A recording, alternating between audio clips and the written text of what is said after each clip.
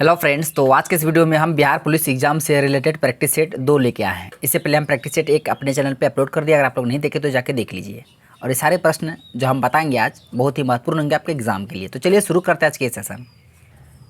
प्रश्न है, फ्लेमिंग के वाम हस्त नियम में मध्यमा उंगली ... का प्रतिनिधित्व करता है। फ्लेमिंग के वाम हस्त नियम पढ़े होंगे आप लोग, अगर नहीं पढ़े हैं तो हम आपको बता देते हैं, आप याद रखिएगा। हमको विश्वास है आप इसे याद रखिएगा, ऐसे हम बताएंगे आपको। देखिए, ये आपका हो गया, मान के चलिए क्या, अंगूठा।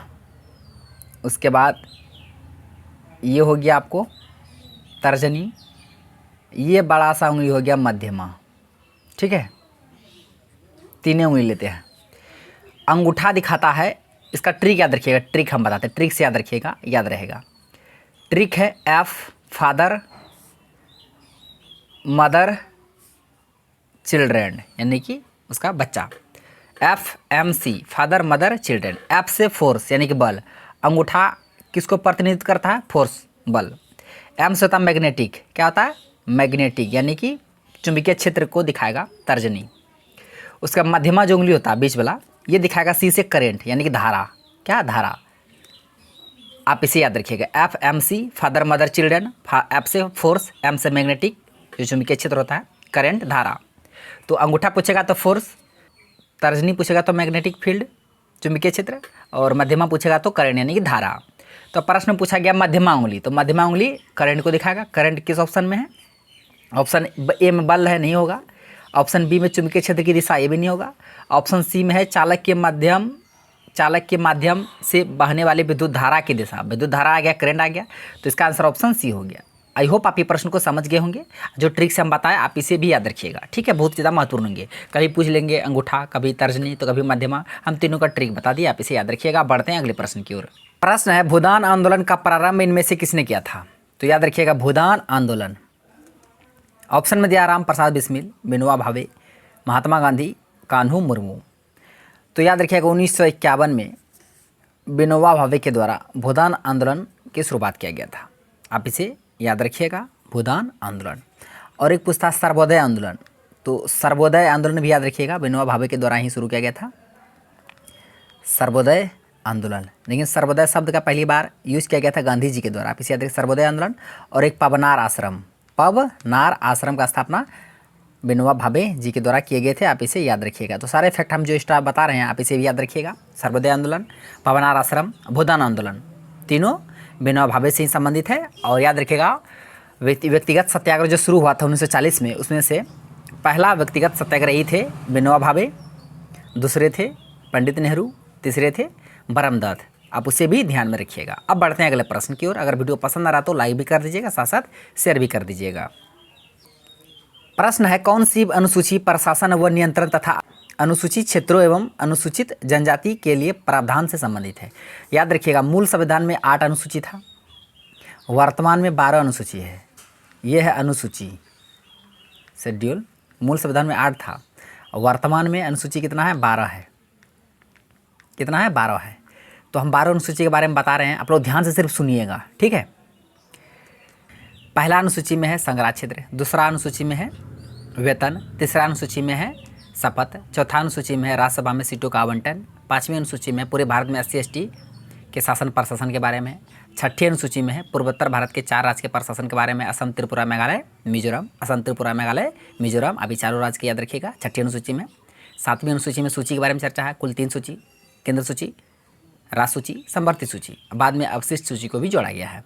और 8वीं अनुसूची में भाषा की चर्चा है, कुल हमारे संविधान में 22 भाषा हैं, आप इसे याद रखिएगा।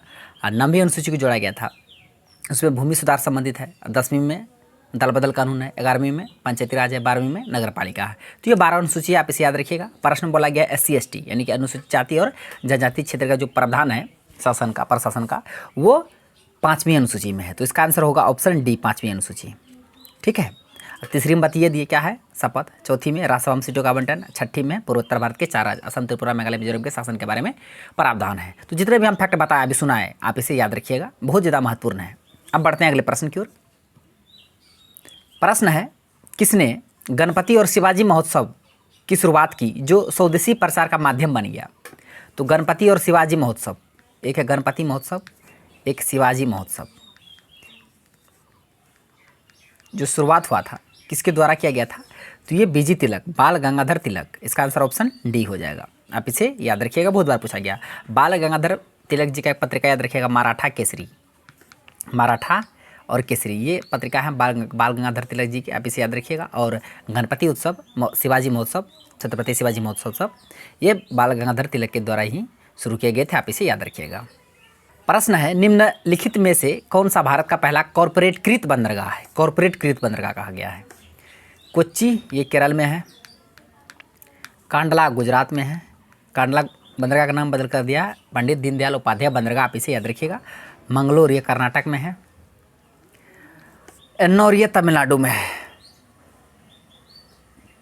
तो इसका आंसर ऑप्शन डी हो जाएगा। एन्नौर बंदरगाह यही भारत का पहला कॉरपोरेट कृत बंदरगाह है। एन्नौर पूछेगा, तूतीकोरिन पूछेगा, ये सभी बंदरगाह।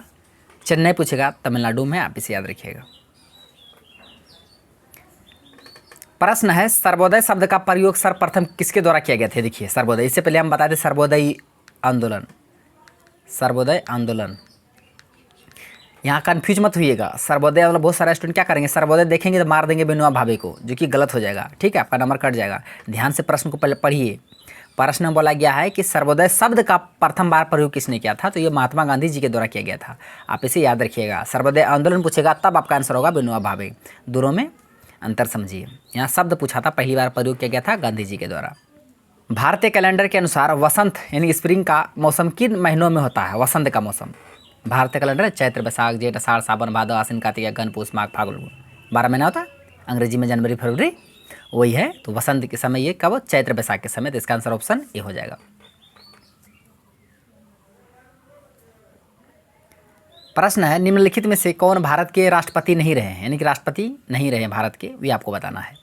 प्रणब मुखर्जी रहे हैं, एच.डी. देवगौड़ा, के.आर. नारायण, शंकर दयाल शर्मा। देखिए के.आर. नारायण भी थे राष्ट्रपति, शंकर दयाल शर्मा भी थे, लेकिन एच.डी. देवगौड़ा राष्ट्रपति नहीं रहे थे। तो इसका आंसर ऑप्शन बी हो जाएगा, एच.डी. देवगौड़ा।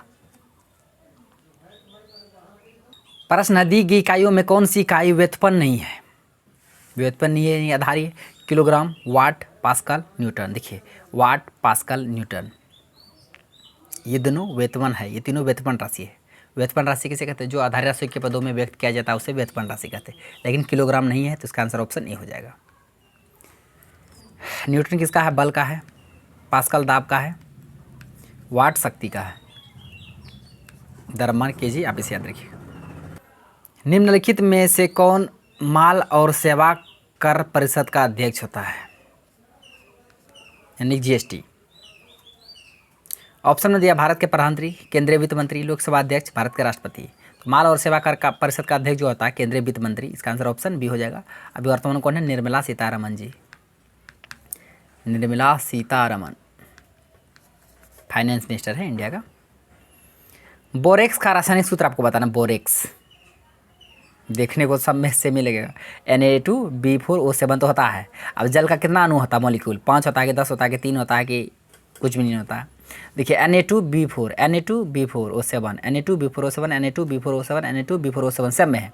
लेकिन अगर जिसको ये वाटर का, जल का मॉलिक्यूल पता है तो मार देगा आंसर। तो याद रखिएगा बोरेक्स में 10 मॉलिक्यूल होते हैं वाटर का, 10 अणु होते हैं वाटर, पानी का, जल का। तो इसका आंसर ऑप्शन बी हो जाएगा। Na2B4O7 × 10H2 ये बोरेक्स का सूत्र होता है, आप इसे याद रखिएगा। प्रश्न है, मानव में प्रमुख उत्सर्जन उत्पाद क्या होता है जो उत्सर्जित किया जाता है मानव के द्वारा? यूरिया, अमोनिया, यूरिक अम्ल, अमोनिया क्लोराइड। तो मानव के द्वारा जो उत्सर्जन किया जाता है, उत्सर्जित किया जाता है यूरिया। हम लोग मूत्र के रूप में यूरिया का उत्सर्जन करते हैं, ठीक है। और जो पक्षी सब होता है वो यूरिक अम्ल का करता है, यूरिक एसिड का, आप इसे याद रखिएगा। मछली सब अमोनिया का, मछली अमोनिया, और पक्षी सब जो होता है ये यूरिक अम्ल, मनुष्य यूरिया का उत्सर्जन करता है, आप इसे याद रखिएगा। इसका आंसर ऑप्शन ए हो जाएगा।